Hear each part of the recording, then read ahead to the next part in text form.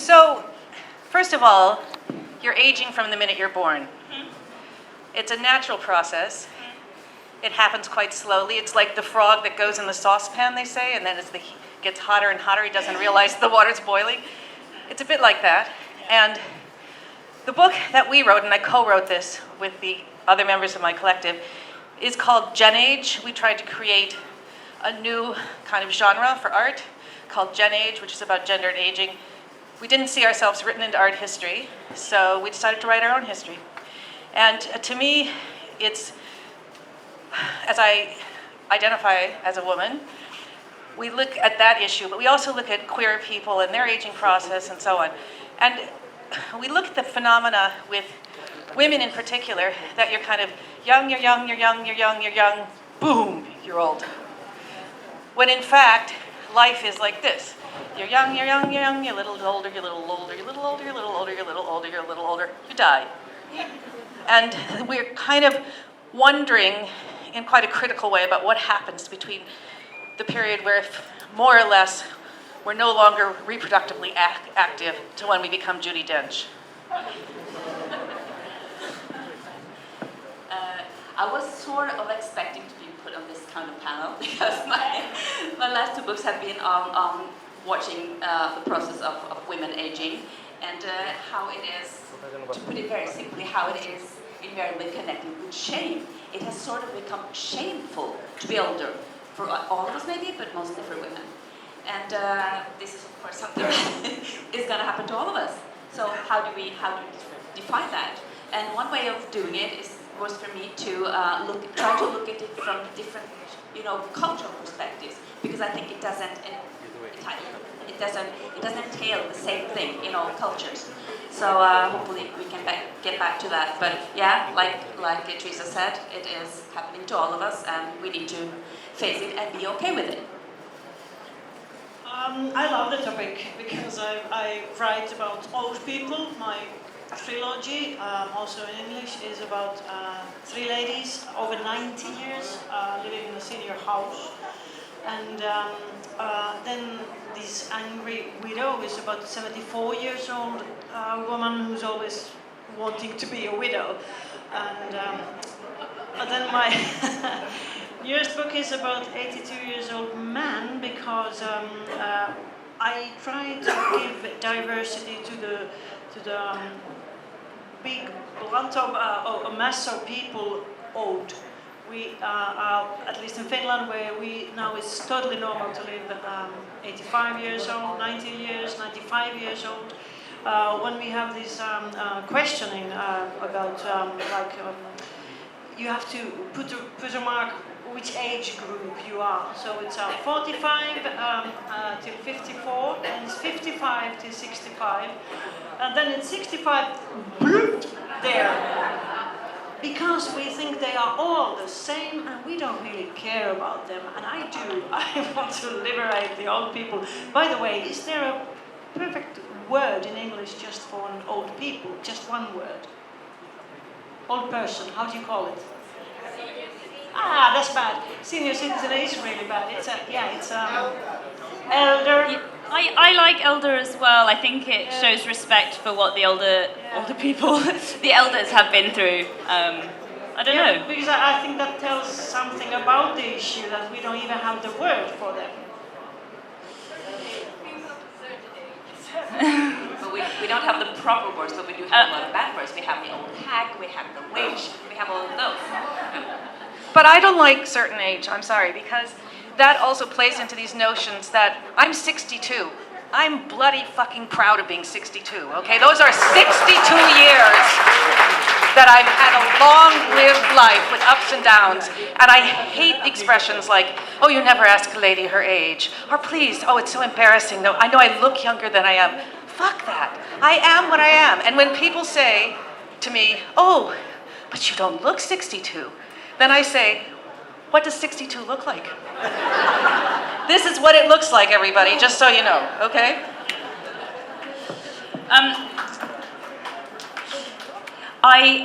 Okay, so I'm going to go straight then to bodies. And can we talk more about how you write about bodies or how you show us bodies in your work, and maybe how that's tied up with shame or not feeling shame or unlearning shame or changing societal norms. Would you permit me to read one page? Yes, please. This is, okay, very, very brief to set the frame. These are 5 Norwegian ladies who have moved to a cocoa plantation in Fiji to start producing chocolate. So it can be seen as, you know, the second or third or fourth chance in life. But what I really wanted to investigate was the cultural, the way these women are perceived in Fiji and the way they look at themselves. And there is, of course, also a Fijian sort of counter-protagonist who's looking at them in, what are they worried about, you know? But anyway, this is a scene where they're sitting together in an evening, and one of them is more concerned about her looks than the others, and she is especially concerned about her ugly feet. She has bunions, and this is how they meet, and they start talking about their physical, how do you say, ailments. The person is Lisbeth, and you'll see the other ones coming along. Lisbeth remains seated, scrutinizing her feet. Pale, a little bony, but the toenails have the same perfect coat of red she's worn all these years. No reason to change that. Her heels have benefited from decades of regular pedicures, round and callus-free. She crosses her legs out of habit to hide the sizable bunion on her right foot. Hallux valgus, the hideous swelling that's grown to the size of a plum over the years. It aches, and she rubs it carefully. A small price to pay for years in pointy-toed shoes. She knows that, but bloody hell, it hurts. She shuts her eyes and breathes in deep. "Say it!" Kat blurts out. "What?" Lisbeth peers at the faces of the face framed by dark hair. "Say what you were thinking about just now." Kat laughs her trumpet laugh. Tell us what you were swearing at. It's the light. Tell us what you were swearing at under your breath. I saw you. Foot pain is hell. I'll start. Foot pain is hell. Then Sina, standing by the top of the stairs, fixes her gaze on Lisbeth, who hesitates for a second before opening her mouth and taking aim. I was thinking, God damn it. Sina's laughter is mocking but not unsympathetic. Then she joins in. Stinking varicose veins. Bloody spider veins, Ingrid chimes in. Cursed ingrown toenails. That's Kat again. The laughter rolls around between red torch flames, the shadows that flicker and hide. Blasted creaky knees. Damn flabby thighs. Lisbeth stretches out her right foot. The bump below her big toe glows white. Repulsive. Ridiculous. She smooths her creased trouser leg down with both hands and swallows the lump in her throat so the laughter can get out.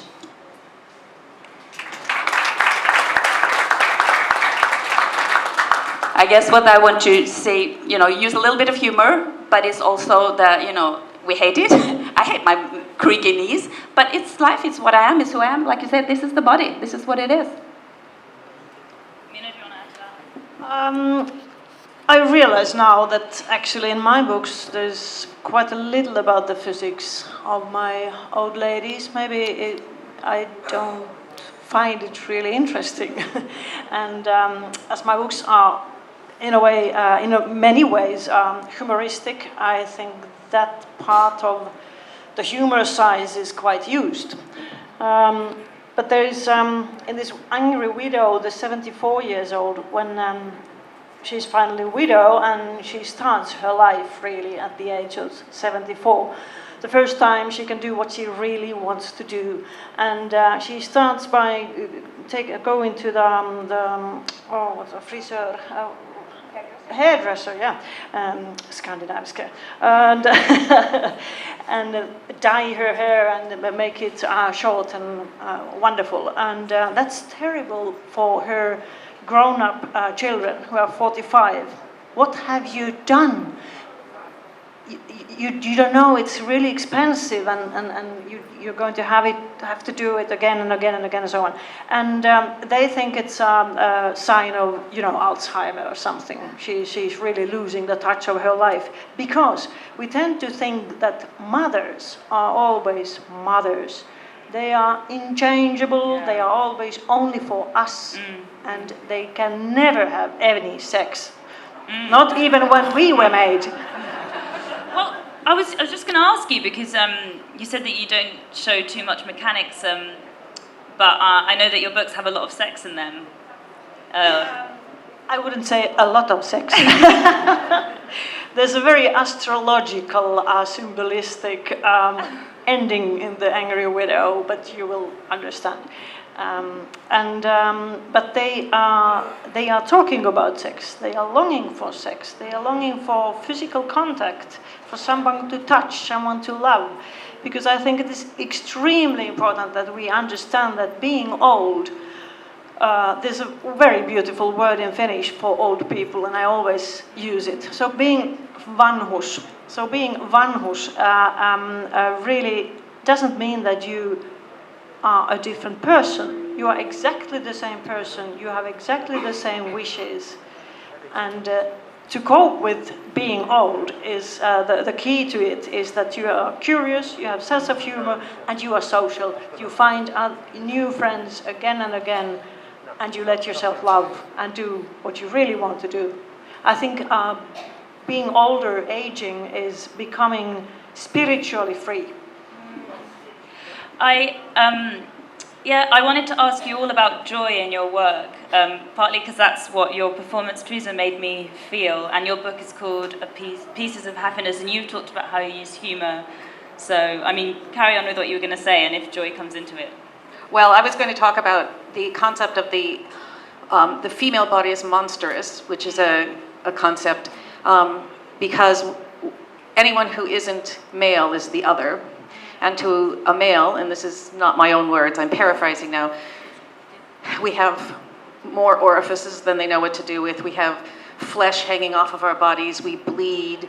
So we are monstrous to begin with. But as we get older, this concept of being monsters is amplified, and people look away from us. And if you read Freud, for example, he talks about how our reproductive parts atrophy, that we try to turn into men, that we have no more desire, that our voices change, and that we become these kind of horrific creatures. And this is maybe where joy comes into it. The work that our collective does is to kind of say, look at me, don't turn your eyes away. It's not so bad. It's not so monstrous. You don't have to avert your eyes. And another member of the collective was telling me about how, the long queues when you're trying to try and close an H&M or Topshop or one of these stores. And she said, I've got to the point now where I try on the clothes while I'm in the queue, just look in a mirror. And she said, if I did that 10 years ago, everybody would stare at me, and now they don't even care. And I said, they actively look away when I do it. Right. So this idea that it's not okay to look at a female body, because we do really privilege youth and health. The young, healthy body is the body that everyone is supposed to try and look like, even if you have to torture yourself to do it, especially if you're a woman.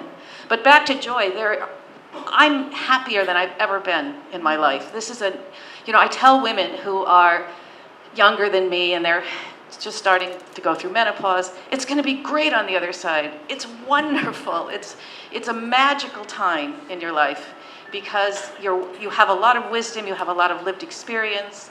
All these problems with this physical body, this envelope, there are workarounds for most of those problems, and then you're dead.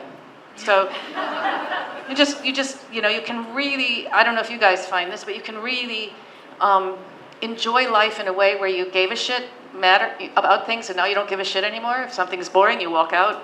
If you don't, so there's a great freedom and liberation. You no longer finish books that you don't care for. I don't give it. Yeah, tell us more about joy in your work. The joint work, all right, okay. Actually, I've never had so much fun while writing as when I was writing this. And I think it was because I was kind of sloppy writing along. I was thinking, this isn't going anywhere. Who's going to be interested in this, right? Older women, who's going to be interested in that? So I had fun, and I think some of that humor is in it. But also, as I worked along, there was joy in the seriousness of it. And that was part of the motivation for writing, was, as I told you earlier, I wanted to contrast, but I also wanted someone to read a book where the female protagonist is more than 45 years old. My goodness. One, we are the most avid readers. Why shouldn't we be protagonists in book? And secondly, our lives are interesting. As you're saying, they're not only... I'm not sure that I totally agree that it's getting easier. Health is one issue. Not all people, carry on being in good health. And some of us are sitting with responsibilities for parents, whatever, that never sort of goes away. But yeah, on the I don't give a shit side, I totally agree with you. And I mean, I've brought up joy, but I know that, Mina, in your work, you also talk about like the social context and the actually huge problems that come from having an aging population, and that you were writing with the specific politics in mind. So could you tell us more about that?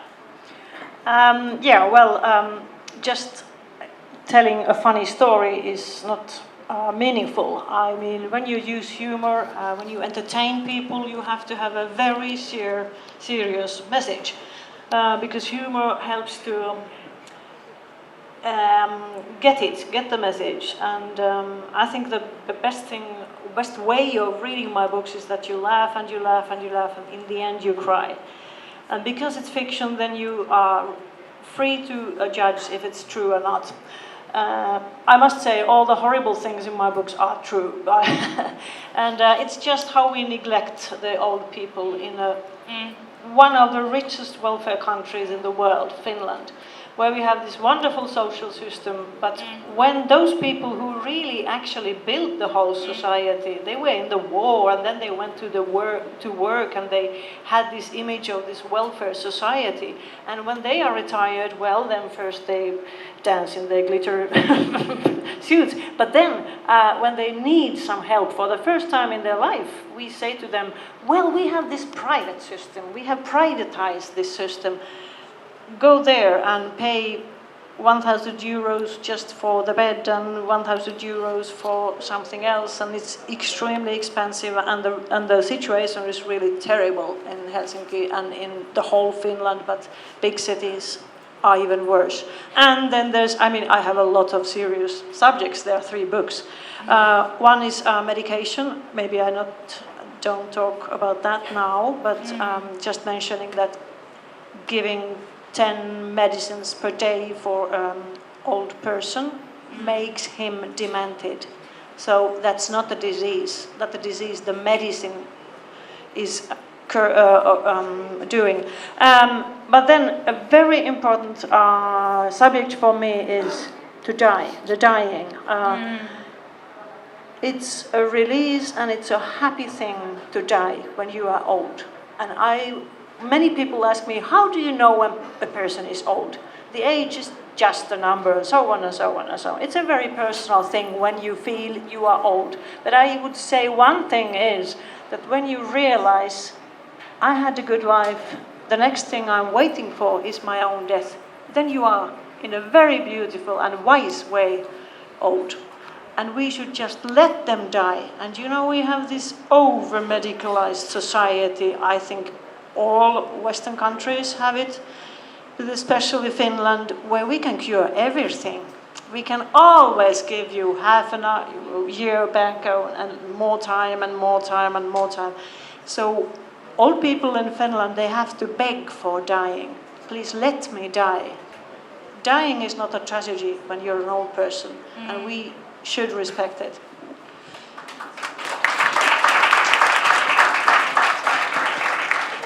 Actually, we were supposed to talk about sex and joy, but I always end up talking about death. Well, I was going to say, it's a question of autonomy over your own body and your life, and in some ways it comes under that umbrella as well with sex and joy, I suppose. And you've led me kind of neatly, I think, onto something I've been thinking about, which is that, I guess, the way that this question is framed about aging and women is as if there is one universal experience of what it means to be an older woman. And we've talked about monstrous bodies, and of course we know that some bodies, no matter what the age, are always often thought about as monstrous.